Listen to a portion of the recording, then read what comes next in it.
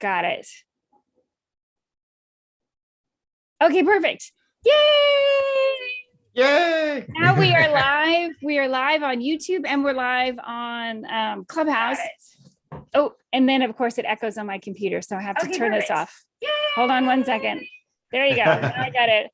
I know it's like the weird, like I'm like, whoa, I just heard my voice. Yep. So, so today, one of the reasons that I was so excited about having you guys again, and we've talked about this before, but I always hate when people rob the equity of their house to pay for college. And so it's one of those things where when people think about a real estate show or talking about real estate, why is it so important to talk about how to pay for college? And yet this is a topic that really, really needs to be discussed is, what are the ways to not, completely rob all the equity in your home, or just, again, I've seen parents put themselves in a really precarious situation because they don't understand all the different ways to pay for college. So let's start there. I mean, I think it's so interesting to hear a little bit about your story. You're a father and son team. Right. Okay. Oh, yeah. Who became really passionate about this. So I don't know, Dad, do you want to talk first? Sure, I'll talk first a little bit about it. He dragged me into it anyway. That's so. right. That's okay, right. Good. That's perfect. Well, it all started. In fact, next month is my 20th year. It all started with working with families because we are financial planners, and every year, you're trying to grow your practice, and you're trying to do it by seminars and things like this. And everybody does Social Security, they do retirement planning, they do all these kinds of things that are kind of boring. And we're Americans, so we put everything off till the year we're going to retire. So what we do is we said, where should we look for where people want to talk to us? And I met a guy years ago. And he was out of the Department of Education. He also got into financial planning. And he had put this whole program together talking about helping families pay for college. And obviously being from the Department of Ed, he knew the ins and outs, right? So he got together with him and he decided after a while that he didn't want to be involved in doing it anymore. He's retired, owns a pizza place now actually in Wisconsin. But, we started running with this thing. And what we found was we would go to a high school and you'd start the first year, 15 families. Next thing you know, you got 300 families because it's such a financial burden on people, even though it's a flash in time, but you're going to spend, the average family, if they don't know it, they're going to spend close to the total amount of money they spent for raising a kid to age 18. They're going to do that in 4 years. Yeah. So we decided, let's start focusing on an area where families want to come to us. And that's what we find. In fact, just yesterday, we got another couple of phone calls and next thing you knew was, we got another appointment tomorrow from somebody we talked to 2 years ago. Yeah. Wow. So it's become this ongoing thing, and it helps us then reach our families to do full total planning with them. Yeah. And it turned into annual presentations at all these different schools. After a while, that's how I got pulled into it. Is when I was coming out of college, I actually helped them start a business that had counselors that would help students apply for school. And everywhere we went, people kept telling me I needed to join what he was doing and start working with different representatives around the country to try and help them. They were telling him to join. I wasn't telling him to join. Not that I didn't want him, but as a dad, he was actually very thrilled that other people were trying to encourage me to get into it, not him trying to pull me into it. True. So these people kept trying to convince me to work with other advisors to go around and do more of these presentations. So we started doing presentations for the school districts out in Las Vegas. We did several up in Washington, Utah, Oregon, all around Southern California. So we've been all over the country doing these presentations. And it was something I really enjoyed because you go to these rooms of several hundred people and you tell them that college can be far more affordable than they even thought possible. And you just see everyone locked in on you, wanting to figure out how this actually works, not even believing that this is even possible. And it's such an amazing feeling being able to do that kind of thing. And how we came to the book really is because every 6 months, 9 months after this would happen, families would start calling us up saying, well, we didn't get as much financial aid as we initially thought we would. And it was because people kept making mistakes that even in the presentation, we would spend 5-10 minutes on a specific subject saying, don't make these key errors that are very, very common, because here is what this application is asking about specifically. So it could be taking equity out of your property. Yeah. So that coming back to that is these people kept making these same mistakes. And one of the eye openers for me is several of the moms, because let's face it, it's usually moms who get stuck with this decision. Dad is like, go to your mom, I'm too busy or something like that. It sounds cliche, although obviously my dad was very involved, but when it comes to the actual college application, keeping the schedule, all that kind of stuff, moms usually get stuck with that. And so these moms would come in with, the college guidebook for dummies or the Fisk college book. I'm not kidding. It's great. And this is not to knock those books. Those books are great resources, but they're textbooks and they have every answer to every conceivable question you can imagine. And for most people, 98% of that book is not going to apply to you. Right. So when you deal with that, the fact that so many people kept making mistakes, a lot of high school counselors don't know this information about financial aid. Some do, but most don't know how it works. They don't know how the financial aid works. They don't know what will count and count against you. So if you ask them with a question, they're probably not going to know the answer without having to do a lot of research themselves. So that led me to one day, okay, I'm going to make my own guidebook and take all this stuff from the presentation and all these issues that families have brought up over the years that are the core issues that relate to everybody. And let's put that all in one guide. And that's really what it came down to. So when it comes back to your point of, okay, how do we not use the equity? Because when it comes down to college, on the financial side of things anyway, the thing that everyone forgets is that colleges don't always charge their list price. They charge you based on your ability to pay, which means they have to know how much you have in income and assets. And they ask these questions in very specific ways. And when you mess up what they're asking about, it can really cost you. And so if the first thing you should need to know is that the cost of education does not include the value of your house. It does not. Some colleges can assess it if you have a very expensive house with a lot of equity in it, usually about $1 million, 1.5 or more. And that information comes from a couple colleges we've spoken to, by the way. So the first thing you got to know is that your house doesn't count. I have known high school counselors who put down the value of their house on their kids' college education, and it cost them hundreds of thousands of dollars. Oh, so that's why it is painful. Oh, it's terribly painful. And so that's the first thing to know. The second thing to know is, and what form is that's on? Oh, that is on the FAFSA and the CSS. And I was going to say, and let me interrupt for a second, just to really to make that, to me, that reminds me of like, all of a sudden, if you're somebody who buys a lottery ticket, you buy a lottery ticket and it becomes a winning lottery ticket worth thousands of dollars, yet you left it in the drawer and you never went in to check on it. It's that same kind of like in the gut, like I just left thousands of dollars on the table. Oh yeah. People make that mistake every single year. And again, that's part of the reason why we wrote the guide. Yeah, well, one of the things is it all starts when families on October 1st of every year in the senior year, they fill out this form called the FAFSA, Free Application for Federal Student Aid. And in that, it lists out all these items that count and don't count. And one of them is the equity of your property. Now, that's not including income property. Okay, that's handled a little bit differently. We could talk about that too. But the equity in your home. So if that money doesn't count, when we talked about earlier about people pulling equity out of their property, if I now pull that equity out of my property, let's say I think I'm going to spend $150,000 in education in the next 4 years. I pull that $150,000 out and I stick it in a bank account or an investment account. It now becomes visible and counts against financial aid. So why would I take money out of something that doesn't count against getting free financial aid and put it into something that does?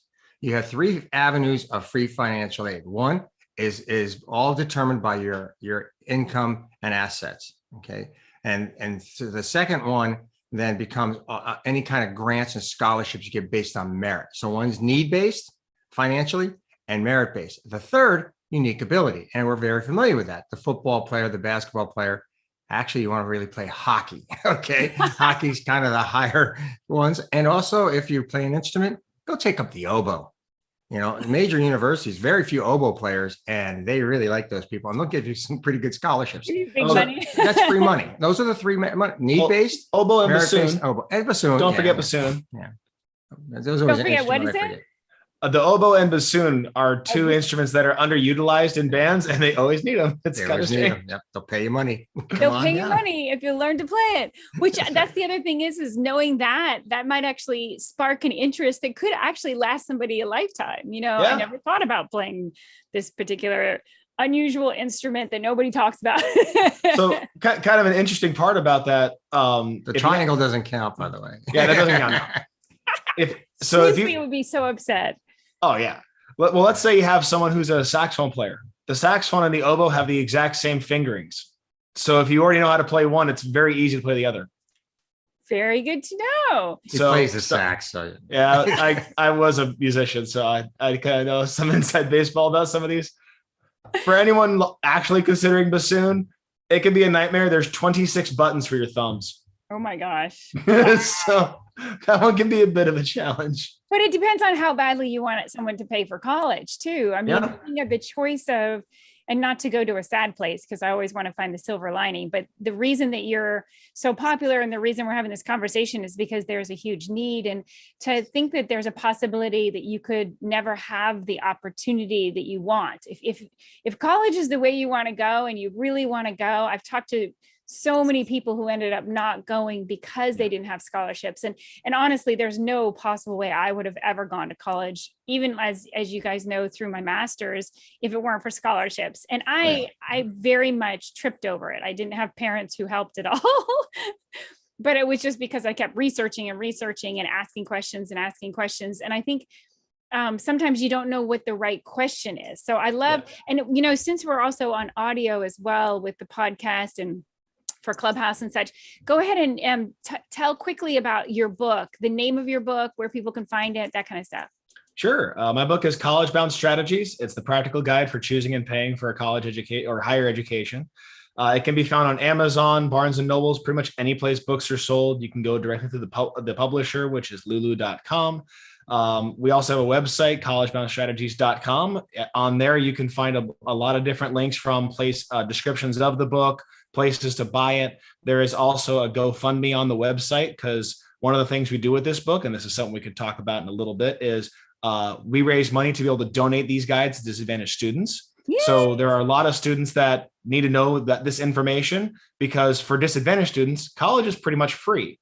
Mm-hmm. And there are a lot of high schools that don't allow us to do free talks on this subject. So we try and raise money to be able to buy these guides and donate them directly. So the GoFundMe is also linked in that website. We also have a Facebook, facebook.com/collegebound strategies.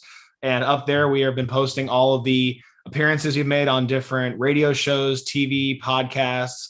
And it's actually been growing quite a bit. I checked the status on Amazon of the book this past month, and it is shot up several thousand positions within the education, college planning, and financial aid categories on Amazon. So it's now in the top 1,000 in all those categories. It's probably because of you too. Your show has probably helped us a lot. Oh yeah, quite a bit. It is a pleasure. And it's one of the reasons, and now I'm going to go back to the sad part again, is I want to talk about the mistakes. You guys are so good at doing this. And part of the reason that I always, as you know, I'm known for yay. And I want to find the yay at the end of this, but let's dig a little bit into why, because you touched on it a little bit, but I really want to bring this home. Why is it, we're going to talk about mistakes. I want to talk about all the different mistakes, but let's start with the home equity mistake. So often, again, this is something that people have heard about over and over again. I have equity in my home, so I'll pull out the equity, and that's how I'm going to pay for my kids' college. So let's talk about all the different reasons that this is not the way to go about it. And it's not just that the form and such, but again, because there are other avenues. So the first thing to talk about there is, let's talk about some realistic pricing for college, first of all. So the first examples I'm going to talk about are probably the higher end of schools. So these are actually the top of about 138, 139 group of schools. They operate on a system that's only need-based for the most part. There's very little merit you can ever find here. And whenever we say that, people always ask, well, how can that be? These schools give scholarships all the time. Well, if you look at the tens of thousands of students that apply and the several thousand students that go, their GPAs, their SATs, their test scores, they're all very, very similar. So how do you distinguish merit against 7,000 people that all had a 4.2 to 4.4? How do you tell that apart? Because it could have been, they took different classes or a few different things to differentiate GPA, even if they have the exact same grade. So you can't differentiate those people very easy. So from that standpoint, these schools are all need-based. Now, this can include schools like Harvard, Yale, Columbia, those kinds of schools, but it also includes a lot of other private schools that you usually don't think about. So places, Boston College, Amherst College, those kinds of places, they are small private schools and they work on need-based. What can you afford to pay? Right. So just getting that out of the way. Let's say you have an income of $61,000 or less. They are not really going to charge you for tuition, room and board, or anything. You will get a financial aid package if you do all the financial aid applications, and that's the important part. Number one mistake, not filling out the form. That's the number one mistake. Yeah. Not doing mistake. So the first mistake everyone makes is not doing the forms. If you do all the forms and you qualify and your income is under, say, $61,000, which is the median American income, poverty line, couple tens of thousands below that, when you get your financial aid award letter, you're going to see the big scary price listed out. We're $75,000 of room, board, tuition, fees, books, transport, even fun is in that number. They include all that in that number. So there's even $7,000 worth of fluff in there. In there, you will see a list price somewhere in the ballpark of, okay, you only had 04. And the reason it's only around 4 is because you got to pay your own way to get to the school. You got to pay for your own books. But for the most part, everything else is going to be covered by a scholarship. So let's bring that income up to about $80,000, $90,000. It's going to be somewhere between 4 and 6. They might charge you $1,000 or $2,000. Everything else you just got to pay for yourself. Get to the school, get your clothes, get your books, that kind of stuff. I recently ran about $100,000, $110,000 on some schools a couple weeks ago. It was up around 8. Now, to put that in context, that is less than it costs to go to community college. And let me tell you why. When you have a student living at home, it costs between $8,000 to $12,000 just for a student to live at home. Electrical prices, gas prices, the food that you pay, all them going back and forth to school, all that kind of stuff. The cost of a student living at home is $8,000 to $12,000 in room, housing, all that kind of stuff. If that student is to go away and you can redirect that money, then that money is being instantly redirected. So that's about the same or less than just living at home. Whereas with a community college, you also have to have the living at home expense plus the college expense. So it's still cheaper than a community college. When I sent my boys to school, when Justin alone, he just food, and this is going back, how long you been at 10 years, 14 years now, right? Yeah. So that saved me $600 a month just on food at that time. So it's probably $800 a month now. And then you think utilities, my older boy is a computer nerd. So when he went away, my electric bill dropped $170, okay, per month. So you start adding those numbers together, and because people don't think, well, I don't really think that number is real. Well, you start adding that stuff together. We used to go to Costco. Now, we don't have to go to Costco very often because we just don't buy the volume of food and things. They used to have a garage freezer because of all the food we went through. That was no longer needed when I went away to college. So that's redirected funds. So the mistake that people make is, number one, not filling out the form because they think I make too much money. That's a huge error because it depends on how many students you got going to school, how many people are in your family. Are you a single family or, single parent family or not? And then which parent should fill it out. So, and then the other issue is not understanding what assets count against financial aid and which ones do not. We mentioned the big one, equity in your primary residence. Okay, that's a big one. That counts against financial aid. Any investment money that you have sitting around and anything like CDs, just investment accounts. And this is one of the things as a planner that we run into all the time. We'll sit down with a person and they'll say, okay, I have $150,000 in my investment account. And my first question always is, what are your goals and what are you going to do with that money? And they'll tell me, well, that money's earmarked. Most of it's earmarked for retirement. Then why is it not in a retirement account? Retirement accounts do not count against financial aid. Second mistake people make when they ask for mutual funds, stocks, bonds, and things like that on the form, what do people think about? My 401k, my IRA, and they stick it in that section. No, it tells you specifically retirement accounts don't count, but it's one of the second most common mistake. We had a family a few years ago, in fact, it was USC and the person got in legitimately. They weren't in crew or anything. But the guy got in and his dad had retired. And on the IRS forms, it's, and you list down what assets are there, and they moved over to an IRA. Well, it doesn't count, but the school saw the asset and thought it did count. So he counseled with the school, sent them the IRS ruling and everything else. And next thing you know, this family got $25,000 a year, which is what was targeted to begin with. Okay. Yeah. So overall, in that piece right there, that's over a $100,000 mistake the school was making that this family wouldn't have been able to identify without knowing the difference in what counted and what doesn't count. Here's the other big one. Okay. Especially for people in your world, right? In real estate, is they have income property. Yeah. Okay? And they have, typically, most people, they have one or two extra houses that they're renting out or whatever, and they fill out a Schedule C every year. Well, Schedule C does a couple of things. It sets you up as a business, right? But it also makes all that equity in that income property count against financial aid. All right. So what they have to do is the family has to take a look at that and say, gee, is it really a business? And most of it is. So why don't I have it in a business category, like an S Corp, maybe an LLC Corp or something like that, that's not going to count against financial aid. Right? So all of a sudden you take millions of dollars that is an equity income, equity property, and then you made it non-visible. As before, it is visible. We work with families who, really got by on $50,000, $60,000 of rental income, and then they end up not having it categorized right, and they have millions of dollars, and they get no financial aid when really their cash flow is terrible, right? Yeah. And they should be qualifying, but they just don't understand that piece. That's a huge one. Thank you for going through that, because I think that is one that, again, and that's where I always talk about, you need to have an A team.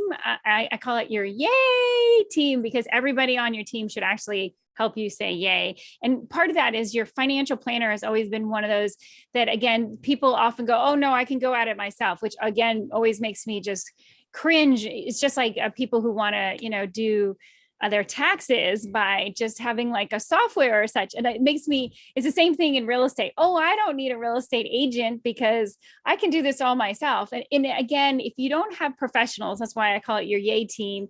If you don't have them all plugging this in, because like you just said, that's also something that's really, really important on the tax side of things, to understand how is that going to impact things, and how can I do it so that I'm not, and that's the reason I don't know. I was so excited about having you guys, because there's so many, I want to call it shades of gray, but it's just also the way you position yourself. Why do some people pay a lot of money in taxes, and why do some people not? If you understand LLCs and C Corps, and if you understand how to structure things, and we've had amazing attorneys come on and talk about structuring things. But again, so often people get confused, they get overwhelmed, and then they just don't get into action to do something about it. And then they're caught with, again, filling out a form that could literally, like, that's why I say it's like the lottery ticket, that's a winning lottery ticket, but it's sitting in your drawer because you've never actually gone to check to see how it's going to impact you and if it's a winning ticket or not. And that's the way I think that filling out this form and not understanding these particular nuances, it's such a big deal. So I had to stop you for a second there to talk about, again, you need to keep asking the questions and find out, because again, it's like changing the direction of a ship. If you're going to change how you're reporting or any of that stuff, sometimes it might take you a minute. And part of it is a minute, you need to understand it so that you can get into action. So often people, they don't understand. And I think that's like something you said earlier about doing those presentations. You're doing all those presentations and then people didn't go into action. And it's one of the reasons the book is so powerful. And then again, doing these episodes so that, again, you can go into action. So first you have to understand it. And then you need to go, okay, so what are the steps? What do I do first? What do I do second? And then what do I do third? Mm-hmm. So thank you for that part. Yeah. And so I want to circle back and give you an extreme example, because the incomes I talked about were, basically middle to about $100,000. So let's jack it way, way up. Let's go up to like $300,000. This family has property. It's actually a farm. They both work. They both have good assets, and they own another property that has a business inside it. So we got property, we got businesses, we got farms, we got income. Their income is around the threes. I'm not going to use the exact number because I never try to do that, but it's around that. but they have 3 kids. So with an income in the threes, you're not going to qualify for financial aid for one student. But if you have multiple students, people need to understand the way that financial aid works is it is a contribution number for your family. And so if you have one student going to school, that entire contribution number counts against the one student. If you have 2 or 3 students going to school at the same time, that contribution number gets divided by the number of students. And so if you have 2 or 3 kids going to school and your contribution number is, say, 100,000, but now it gets divided by 2, now it's 50,000. Well, if the school costs 75, you qualify for $25,000 in aid. So you have a lot of aid profile with someone that has a very high contribution number. But if you have multiple kids, it gets divided. So you still have tens of thousands of dollars sitting on the table. Like you said, you're missing out your lottery ticket because you think, oh, I make too much money. I have too much asset. And that may be nice to feel that you have a lot of income and asset. But why on earth would any of you leave tens of thousands of dollars on the table? Why would anyone do that? And so I actually had a family, it used to be a very good friend of mine. Their family did this, like, oh, we can just pay for college. We're not going to worry about it, all that kinds of stuff. They had 4 kids. It was several $100,000 when I did the math. I was absolutely shocked by just how much, because I knew which schools they went to. So doing the math, that's tens of thousands. And in this case, the guy was a executive level at different companies. So he was kind of a executive specialist. So he worked for different companies at this level. Even at that level, making a good income, hundreds of thousands of dollars across multiple kids. So even with high incomes, even with high assets, you still have to do the research and look into it, understanding what counts, what doesn't count, what schools are you looking at. Even then, if you're looking at a school that gives a lot of merit-based, I've talked about schools we call the category 1 in the book. They're the need-based ones. But in the merit-based, these are schools like Notre Dame, USC, Penn State, even UCLA works like this. And they also give significant amounts of need-based to a lot of students, but they also have significant amounts of merit-based. So you may even be costing your kid the tens of thousands of dollars that they earned by not doing this stuff. Even if you don't qualify for anything, you still need to make sure that you're going through the process to make sure that the students get what they earn, even if financially you don't qualify for anything on that standpoint.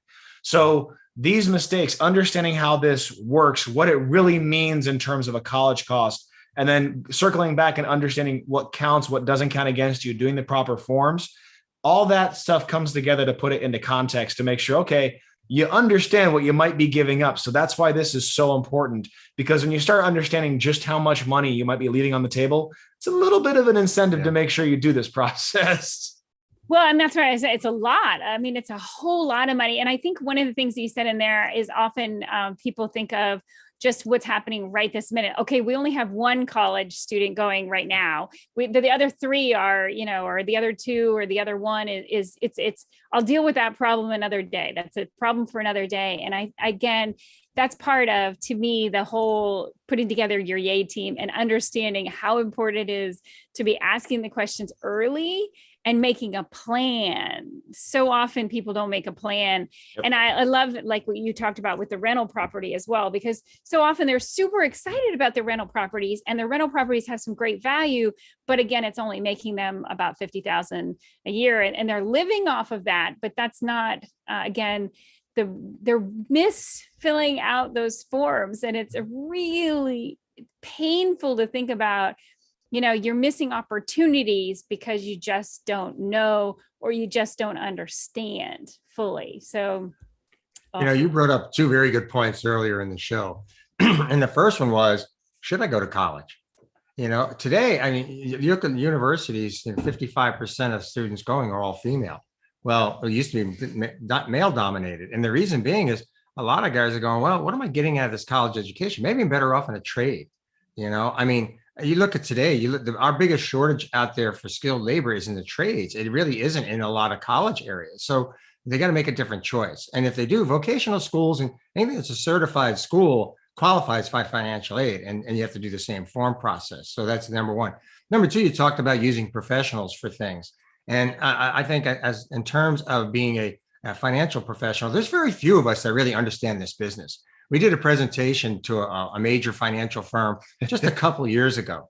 And it's with all the C-levels from the CEO down. And the CEO took his entire time and spent the entire hour with us, okay, listening to the whole presentation. All those VPs, all the directors, everybody was there, okay? And we did this presentation, and when we started it, we asked the question, how many of you have college-age kids, high school seniors, or have sent their kids through college? At the end of it, when we showed all this information, we said, okay, how many of you now realize you well overpaid for college? Every hand went up. Now, these are guys and women that are in a profession that, you're supposed to know this stuff. Yeah. But basically, the most financial people deal with how to save for 529 plans, covered L's, things like this, up my accounts, but they don't understand what those ramifications are when they come to financial aid. And so it's very important if you're going to work with a financial professional that they're certified or understand this stuff real well. Okay. Yeah, I think it's critical. And it's one of those things that even for me, I came from a very poor background. And my parents didn't have financial planners or even an accountant. And so it was interesting because I came from the background of, coupons and looking for what's the deal, what's the sale. Yep. And it's funny because I really had to do a shift as I was learning about money and learning about taxes and learning about real estate. I had to do a real mind shift. And I think that's also part of the aspect that's so often overlooked is the idea that, and you mentioned this earlier about someone who might be making 300,000 and in the realm of 300,000, and they think, oh, well, we're not going to qualify, or, it doesn't make any sense for us to do that because we make so much money. And so first of all, think about that. You might not know all you need to know before you make a decision. So before you're certain that you don't need any, you might want to look into it, even if it's something that you find, okay, it just isn't going to apply to me. Yeah. I think that so often people, they don't even take that chance to look and see if there's anything there. Like you talked about merit or money that the kids might be owed particularly, or earned. So you say, it's important to look at all the different aspects before you decide yes or no. But so often people they rush around and I've already know. They are completely sure that they know all about it and they don't really, right? Yeah.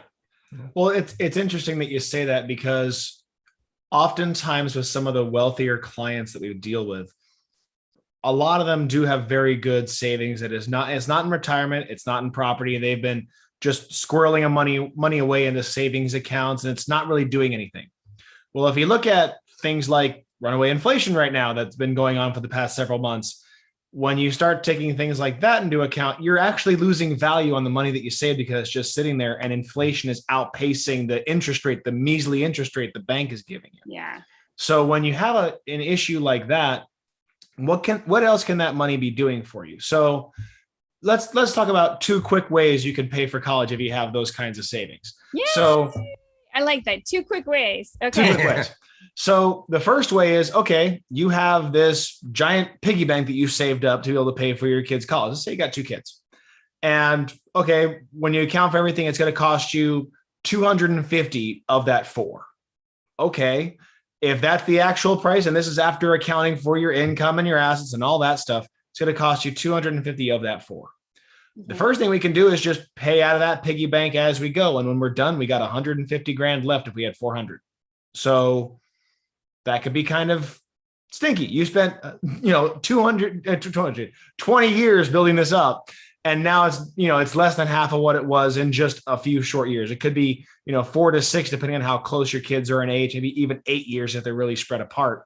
So that's one way. The other way is you take that money and you invest it wisely in stuff that gives you specific types of incomes. If you're at a high income bracket, preferably incomes that aren't very taxable, which you can do, by the way. And if you do that, well, you may actually have to use student loans because on several $100,000, it's going to kick out a few tens of thousands of dollars in this interest and dividends and things like that. And so now you have this income stream coming out. Well, have that income stream pay for the loan. It may take you a couple extra years to pay for it, but you're paying down this out of your savings that is still staying intact. So you're letting the savings do the work to pay for the college. And now you have an instance where when your kids are done, may take a couple years, may take 2, 4, maybe even 6 years afterwards, but you still have your 400 grand and it did all the work to pay for that school the entire time. Yeah. You have no idea how common it is that people are just willing to just let the money go and let that savings go and never consider the idea of letting that investment do the work for them. Let the money do the work for you. It's A, you're saving the value that you might be losing in a savings account. B, you're letting this thing do the work for you rather than you trying to do it all yourself.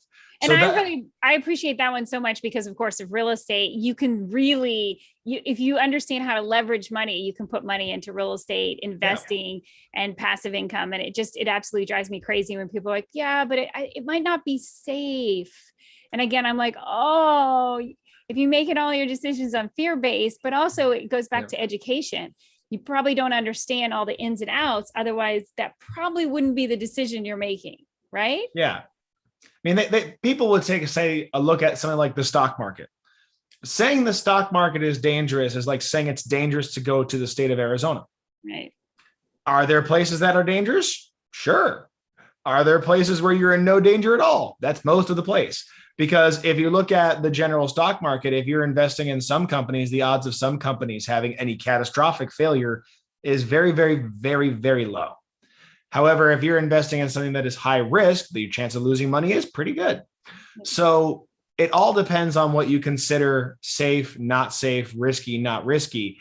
And so if you are going to the stock market and you are investing in things that are relatively stable, they are relatively safe, or you're buying property in areas that are relatively stable, relatively safe, have very consistent renters or tenants if you're getting business property, things like that, whether it's real estate, whether it's regular investing, there are good and bad places to put your money in any of the markets. The market itself, I think, is kind of unfair to call it dangerous or risky or things like that. It can be depending on where you are, just like anything else, whether it's physical or in the market, it's where you are. You can get things like bonds at a very short duration. Sorry for using the parlance word, but that means they are almost at maturity. If they're almost at maturity, the prices really don't change that much. They can, but it's very, very unlikely that they do. So yeah, they're paying a consistent interest rate and they have almost no variability in risk. So if you're talking something risky, that's almost as safe as putting it in a money market or in your savings account. Almost, caveat, but those are things that, they generate interest. They generate this extra money and people pass on them all the time because they lump them in with, being super risky.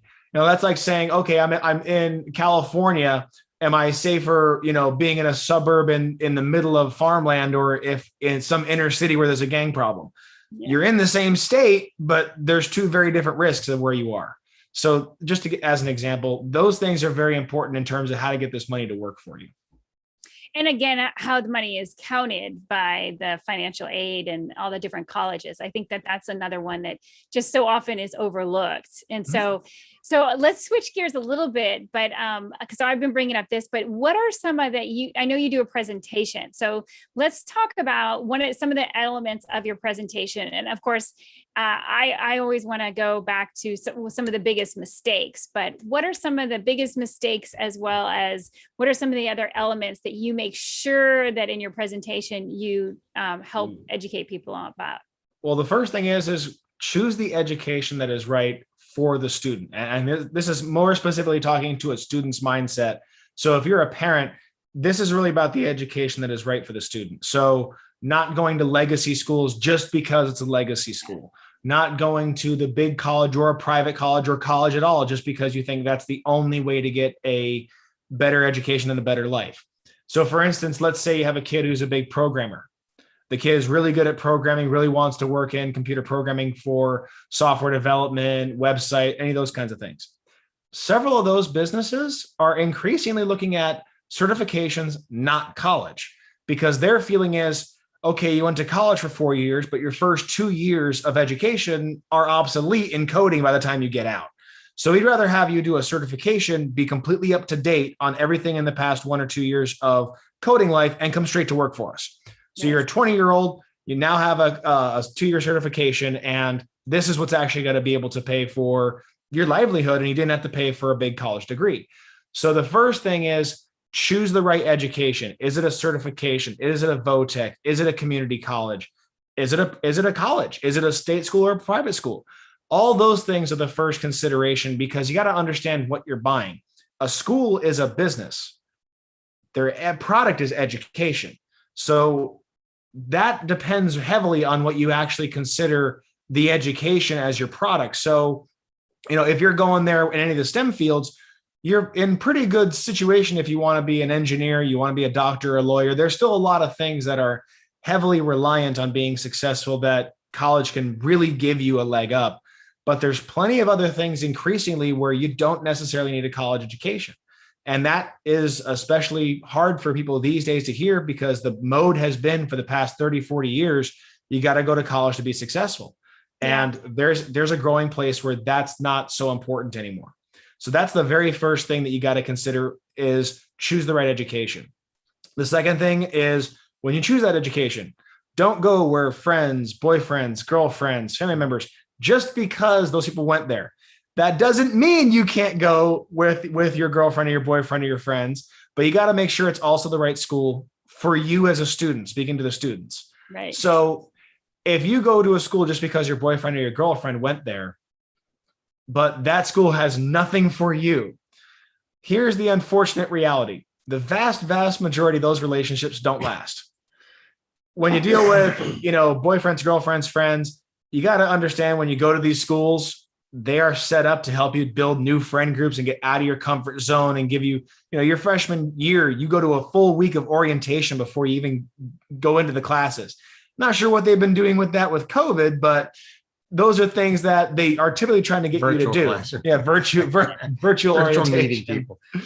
So they're trying to get you to expand your group. So within 6 months to a year, you have different friends. Sadly, most oftentimes you have a different boyfriend, girlfriend. Yep. So if you went to that school because it was right for somebody else, or they chose that they now want different friends, different boyfriend, girlfriends, sadly for you, unfortunately, if this is a situation someone else was in, well, now you're at a school that isn't right for you, and the person that you were there for is not there anymore. And Justin brings up a good point, because legacy schools, it's only 13% of the students actually stay there. The biggest rise in cost of college is we take 5.5 to 6 years to graduate a 4-year degree. Okay. And you can actually argue, because a lot of European countries, they don't have you repeat a bunch of courses you took in high school. So they get rid of these core courses and they focus in on what degree program you're working on. So those 4-year degrees in those countries become a 3-year degree, because like Justin said, it's a business and you have to understand it's a business. Okay. I also have to understand an interesting stat I saw the other day, because my ears are always perked up about college, is we have 1.5 million less student applicants going to college this year. Wow. 1.5 million. That's huge, right? And now all of a sudden you got all these schools that in the past wouldn't really compete, right? Because this is one of those products where they're accepting you to come. All of a sudden you got this number of students no longer coming, and they got to put cheeks in seats. That's kind of what we look at it as, right? So if that classroom has 20 seats or 30 seats and 10 of them are empty, that school's losing money on that, right? So you got to take a look at it from a business perspective too. Gives you as the buyer, and that's what you are as a student, is gives you an opportunity to shop around. I should always apply to schools that are peers. So I'm not going to apply to Harvard and the local community college, okay? Those are not peers, all right? Most state schools, those schools like all the Ivy Leagues don't consider them peers anyway, but I want to go ahead and I want my Brown and Harvard and Stanford. I want ones that are going to look at each other the same. Same thing with like USC, Brandeis, all those schools are going to look at each other equally, right? And so you got to take a look, and I want to apply to them so they know, because they're all going to know. You're submitting test scores, you're submitting all the stuff, the FAFSA, and the schools get to see who you're looking at, right? And so when they do that, they now know, oh, I may be their top choice based, because I put them by top choice versus alphabetical. Always go alphabetical, by the way.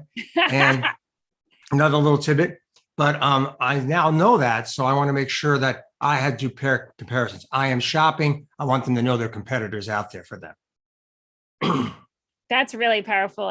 Again, these are like golden nuggets that so often are never discussed and people never really think about. And for many of us, the other thing I want to say is just a constant is change. It's always changing. And to think 1.5 million less applicants, and I'm sure there's I want to overuse the word millions, but millions of reasons why. But I think that it's one of those that you need to, again, I love the advice of number one, pick the right school for you. And if a trade school or a certificate is better for you, make sure you're doing what is right for you, because it is a lot of time on repeating core, a curriculum in the beginning. And it is really important also that you're doing what you're going to love, because so often I think the old school thought process was just go to college. It's important to have a degree, no matter what the degree is, no matter if you never use it. And now I think it's much more about finding out what you really want to do and really focus on what is important for that. So we're down to our last 15 minutes. So I want to see, what other things do you guys make sure in your presentations that people know about when they're looking for grants for college and any kind of funding for college? I know you and I talked before about grants, but can you give any specific advice about getting grants for college? So I think when you're talking about grants, you're talking about the outside grants from third-party organizations, right? Yeah, I wanted to do that because we chatted so many other aspects of paying for college, but let's talk about specifically those grants from outside sources. And again, it's one of those ones where so often people don't think about these outside sources because they're just out. Again, they don't understand all the opportunities there are to get money for college.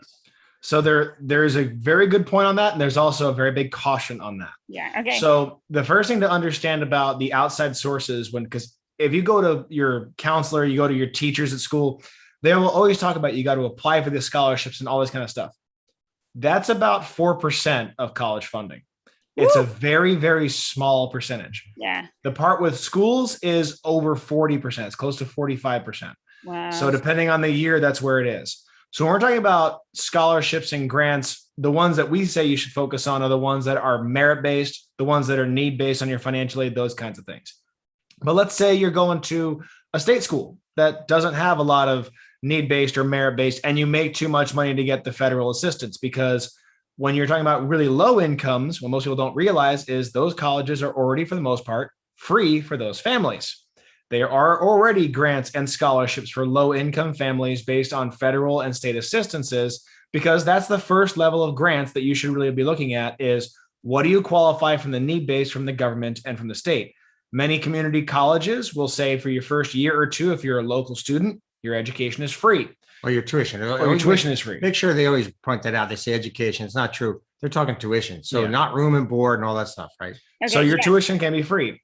If you make under a certain level, you're going to qualify for enough from the Pell Grant to be able to pay for your tuition at most local colleges and most community colleges. So for those who are low income and disadvantaged, most of your state and local resources are already free. You're talking about most private schools and your disadvantaged student. Those schools are already free for the need-based side. So those things are the first things you should know about for all those things. When we get into schools that you may make too much to get those resources, and you're going to a school that doesn't offer need-based and not a lot of merit, like a state school, then that is where these outside scholarships can come into play, because at need-based schools, they can count those against you as a resource you have. So all you're doing is you're saving the private college money with outside scholarships. So I don't know if you want to spend months and months doing applications and essays for those kinds of things. So understanding when it is useful to use those scholarships and not is the first thing. So let's say, okay, we've done the research. We know it's going to be useful. Where do we go? So the first place you can go, there's scholarships.com, there's IFAP, there's a few different college scholarship resources out there that will help you search. And those references are in the book. You can look them up. So. There's an entire 20-page reference section in the back that lists out where you can search for these different types of things. You may not consider it scholarships, but look at WUI. So there's other states that'll give you in-state tuition for certain degrees, but it saves you a lot on tuition. Different regions, you have the Western University Exchange, there's a Midwestern one, and there's an East Coast one. Different state schools in other states will give you the in-state tuition if you're studying certain subjects. So that's another, discount program you can take advantage of. When it comes to the scholarships themselves, they can come from any variety of things. So if you have a family member in a union, most unions have extra scholarships that go entirely unused because no one applies to them. So again, if it's going to be, you're going to a school that it will help you, that's several thousand or tens of thousands of dollars that can help you. Companies too. Companies often have scholarship programs that the students or the employees can apply to.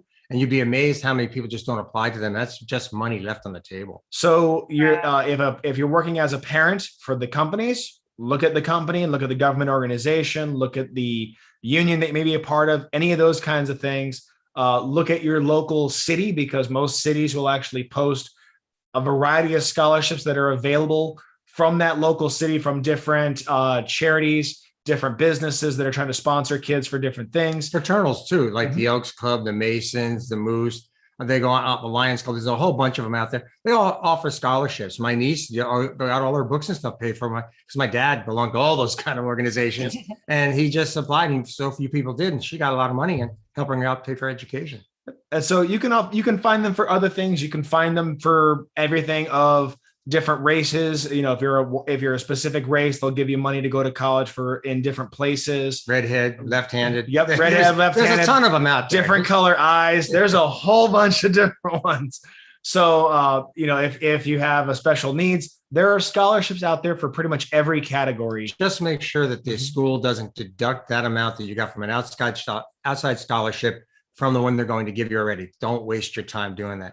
You know, I also want to bring up something that's really important, because this is another thing that parents always run into. In our society today, we have a lot of divorcees, right? Over 55% of our parents have second marriages or not remarried. And the first thing you think about is, well, I have an ex who makes good money, maybe I don't, or maybe I make good money, my ex doesn't. Well, if they have sharing of that child, well, guess what? You're going to apply on your FAFSA form for the parent has the lowest income and least amount of assets. It's not a joint thing. Until you get to some of those big CSS schools, as we call them, some of the big schools, they'll look at that. But you could have a lot of parents, a lot of times, like, well, my ex makes a lot of money, and but they're not going to participate in helping at all with this kid. They're remarried, they got another family, and they're not helping at all. I'm still on my own. In those situations, you have to still put the information down that you can gather, because sometimes you're not going to get any from the ex, right? And you got to tell the school, look, I'm on my own. These assets might be out there, but it's not going to help us any. Yeah. So you just got to be aware that in divorce situations or sandwich families, mom and dad are living at home, and you got kids. So now you got, 3 generations living in the same home. But again, your application is based on how many people are living in the family, in the home. So you really got to take a look at how you're doing the application process. So I do want to loop this into one other thing that you asked for, because you asked for what do our presentations look like? Yeah. Our presentations actually look like a structured form of the conversation we've had. We start with choosing the right school, going for the right reasons, not making the mistakes on choosing schools. We talk about how the application process works, which is, the summary is, grades and test scores, and then the student's resume. What have they done? How can they write? Their special qualifications. What have they done that distinguishes them as a student? And then the financial aid process. How are they assessing you? How does it actually work? How does the cost actually work?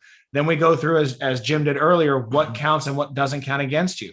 And then how do you actually go through the process of doing these and when these things come out? So the last mistake that I really want to make sure we mention is, please don't miss deadlines. Yeah.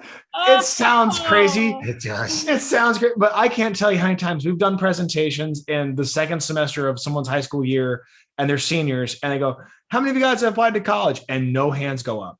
They never did the applications because they think they can just apply whenever. Right. These applications come out in August, September, October, and they usually close end of October, November, and December, depending on which one you're talking about. So, right now we're in the smack dab middle of when you can apply for college on the application side. The financial side doesn't even come out until October 1. You can't prep it. You can't do anything before that. It doesn't come out until then. After October 1, you have to do it. The sooner you do it, the better, because we look at it like an African watering hole. Every year we see these documentaries, the BBC, and you got the dramatic British voice coming on there saying, look at the rains, and it fills the watering hole, and the animals come from miles around to drink. And then there's the dramatic shot a few months later where there's no rains. Everything's a dry, barren wasteland. There's a little puddle, and there's a bunch of lions waiting around for everything. That's kind of what financial aid is like, strangely enough. So it dries up. They designate how much they want to use for a given year. And after they've allocated it, if they've allocated their entire pot, you may come with a need, but it may not get filled if they've already dished it out. So you have to do the applications early. So early in October, November, don't be waiting till next year when you do your taxes, because it asks for previous year's taxes. Doing it early. There's also the CSS. look up if the school requires a CSS financial aid application. You can go to collegeboard.org and look it up on there on the CSS tab. Take a look at the list of schools that require a CSS. If it's on there, you have to do it.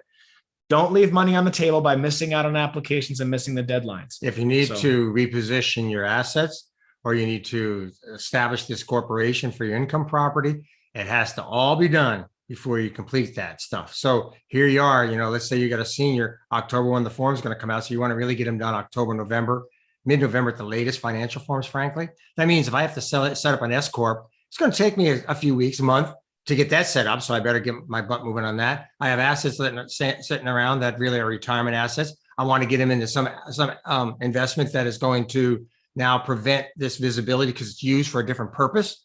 And schools, by the way, are really good working with you. I mean, we've had great success whenever we're helping a family. We talk to the school for that family. They've actually been pretty good about it. It's the CSS, for example, really drills down into your finances and those of your family, but they're not really looking at how do I stop you from giving money. What they're looking at is how do I give you what you deserve?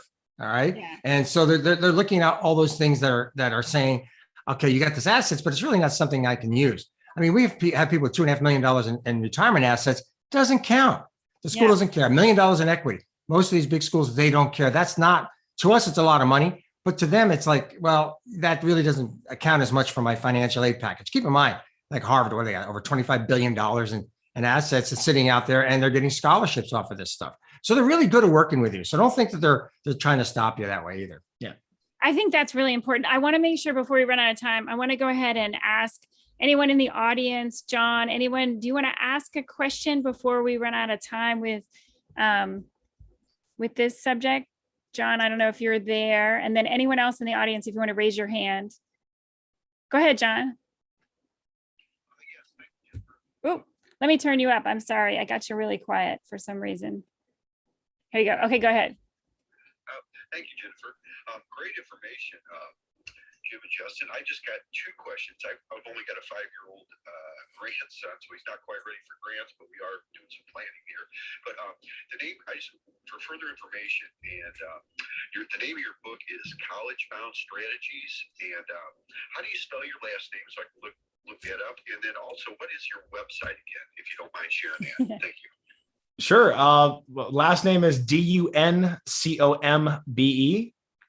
And the website is collegeboundstrategies.com.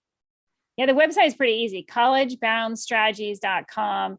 And of course, they have a Facebook page too. So, but yeah, I think it's really important. And anyone else from the audience, do you guys have questions before we run out of here? Because I know it's just about out of there. Okay, good.